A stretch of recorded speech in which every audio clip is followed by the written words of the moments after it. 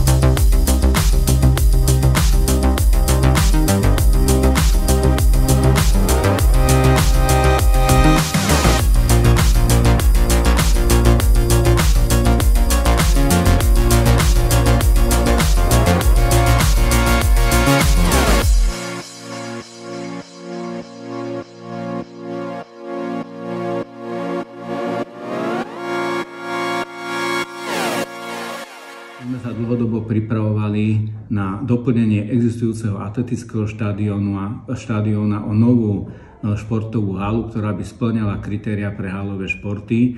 Pripravili sme projekty a ako náhle vyšla výzva od Fondu pre podporu športu, tak sme sa do tejto výzvy zapojili. Na základe požiadaviek sme veľmi rýchlo prepracovali projekty. A treba povedať, že možno aj táto naša pripravenosť umožnila veľmi rýchle rozhodovanie Fondu pre podporu športu, kde chcem vyzvihnúť predovšetkým tú veľkú rýchlosť, ktorou správna rada rozhodovala a už sme mohli začať so stavbou športovej haly.